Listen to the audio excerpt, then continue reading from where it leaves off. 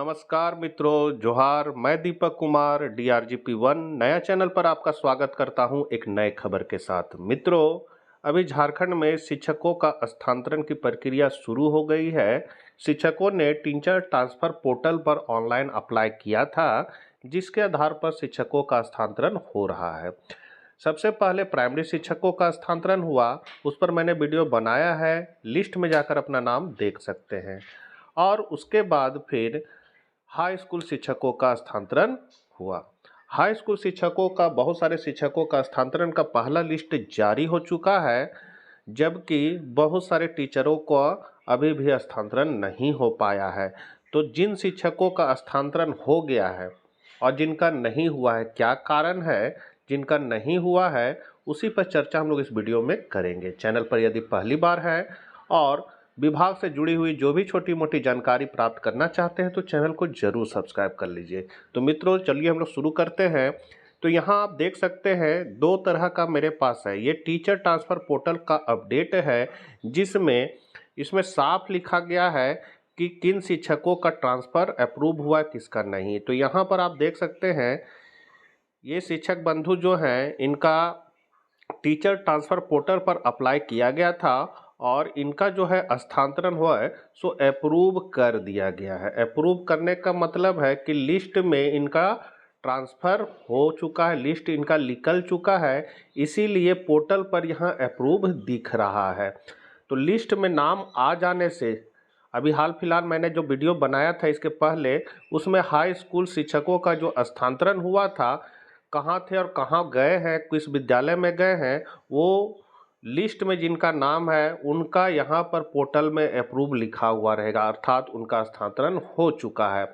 इसका प्रक्रिया है कि जिस जिला में आप जा रहे हैं वहाँ पर स्थापना होकर विद्यालय अलॉट किया जाएगा उन शिक्षकों को। उसके बाद वो अपने पुराने पदस्थापित जिला से विरमित होंगे और नए विद्यालय में आकर योगदान करें। तो नए विद्यालय में डायरेक्ट योगदान नहीं करना है, सबसे पहले DO ऑफिस में आके योगदान करना है।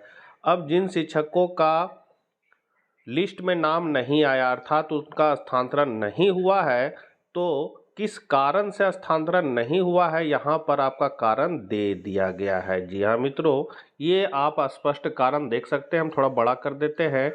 किस कारण से जिसका नहीं हुआ रहेगा उसका यहाँ पर लिखा रहेगा इन प्रोग्रेस। इन प्रोग्रेस यहाँ एप्लीकेशन स्टेटस में आप देख सकिएगा इन प्रोग्रेस लिखा रहेगा। आप टीचर ट्रांसफ़र पोर्टल में अपने टीचर ID से जब आप लॉगिन कीजिएगा और स्टेटस में जाकर चेक कीजिएगा, तो अगर यदि आपका हो चुका है स्थानांतरण तो अप्रूव लिखा हुआ मिलेगा और नहीं हुआ है तो इन प्रोग्रेस लिखा मिलेगा। इन प्रोग्रेस तो क्या कारण से इनका छटा है, यहाँ पर कारण साफ आपको नज़र आएगा।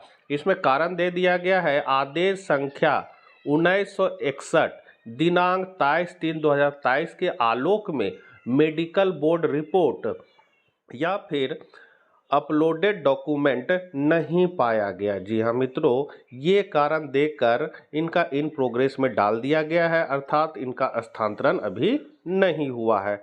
अब क्या हो सकता है, तो यहाँ पर हम लोग आदेश संख्या जो है 1961 23/3/2023 को हम लोग देख सकते हैं। उसमें क्या कहा गया है, तो ये है आपका 1961 आप देख सकते हैं यहाँ लिखा हुआ है 23/3/2023। इसी आदेश में वो इसी आधार पर उनका जिनका नहीं हुआ है ट्रांसफ़र उनको छाटा गया है। तो यहाँ पर कारण क्या है, तो यहाँ पर आप कारण देख सकते हैं, यहाँ लिखा हुआ है।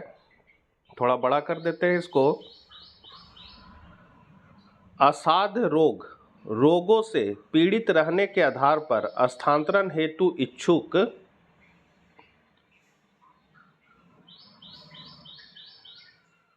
शिक्षक शिक्षिका के वर्तमान पदस्थापन के जिले के उपायुक्त स्तर से गठित मेडिकल बोर्ड का सुस्पष्ट प्रमाण पत्र संकलन भारित मतलब अपलोड करना अनिवार्य होगा, जिसमें रोगी का स्पष्ट विवरण एवं नाम, पता, रोग की प्रकृति, वर्तमान स्थिति तथा चिकित्सा उपरांत उनके ठीक होने का अथवा नहीं हो पाने का स्पष्ट विवरण अंकित होगा।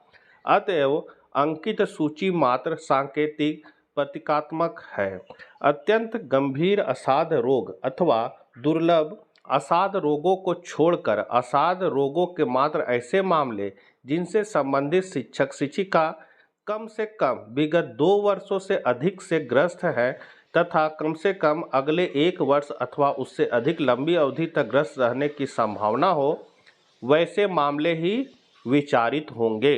कहने मतलब इसमें साफ कह दिया गया है कि जो 2 वर्ष से बीमार चल रहे हैं और जिनका 1 वर्ष या फिर उससे ज़्यादा समय लग सकता है बीमारी ठीक होने में, उन्हीं के आवेदनों पर विचार किया जाएगा। यही चीज़ यहाँ पर कहा गया, अत्यंत गंभीर असाध रोग, और इसके लिए यहाँ समय बता दिया गया है कि 2 वर्ष से वो बीमार होने चाहिए, उनका सर्टिफिकेट जो है वो 2 वर्ष का होना चाहिए और साथ ही 1 वर्ष की और अवधि होनी चाहिए या उससे ज़्यादा भी हो सकता है। तो इस आधार पर उनका विचार किया जाएगा।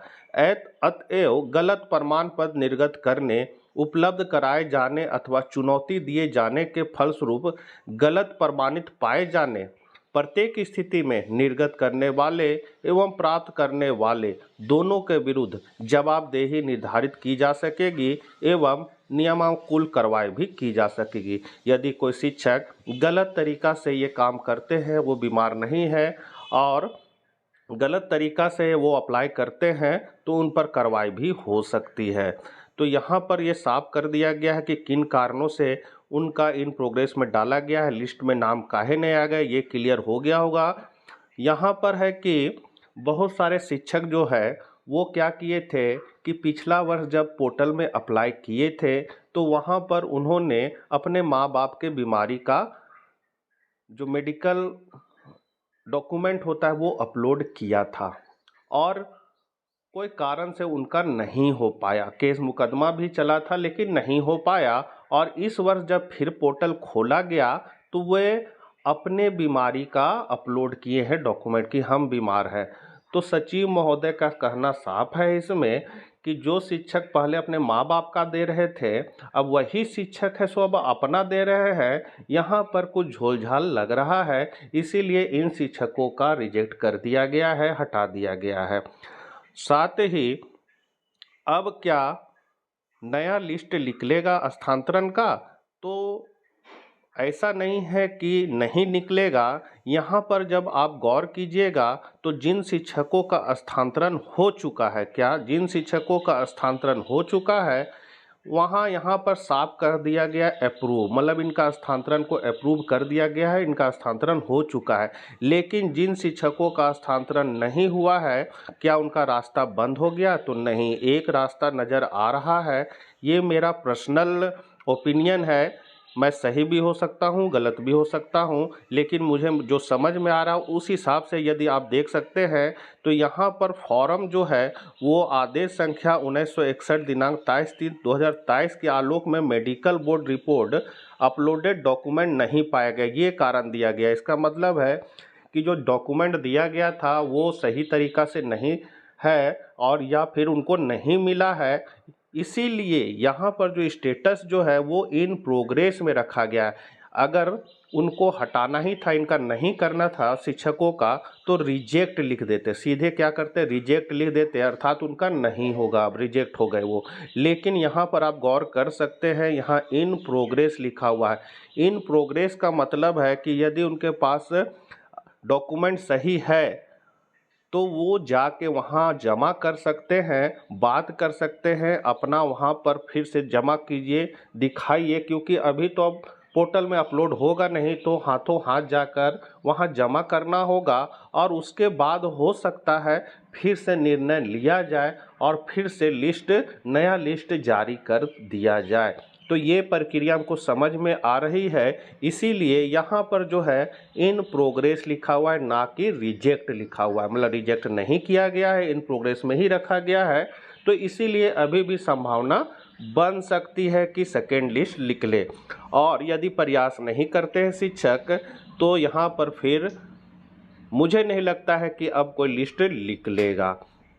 तो यही मैं बताना चाह रहा था। साथ ही बहुत सारे पीजीटी शिक्षक भी प्रतीक्षारत हैं ट्रांसफ़र के लिए, उनका पोर्टल पर ऑप्शन नहीं आया था, तो उन शिक्षकों से यही कहना चाहता हूँ कि ऑफलाइन शायद पीजीटी शिक्षकों का होने वाला है हस्तांतरण, उसके लिए आप आवेदन वहां जमा कर सकते हैं और बहुत जल्द ये सारी प्रक्रिया होने के बाद पीजीटी शिक्षकों के हस्तांतरण की प्रक्रिया शुरू होगी। तो आशा करते हैं वीडियो आपके लिए उपयोगी साबित होगा। ज़रूरतमंदों को वीडियो ज़रूर भेज दें और यदि वीडियो अच्छा लगे तो एक कमेंट और एक लाइक ज़रूर दीजिए। इन्हीं सब बातों के साथ मैं अब वीडियो समाप्त कर रहा हूं। तो हम लोग मिलते हैं नेक्स्ट वीडियो नए खबर के साथ। जय हिंद, जय भारत।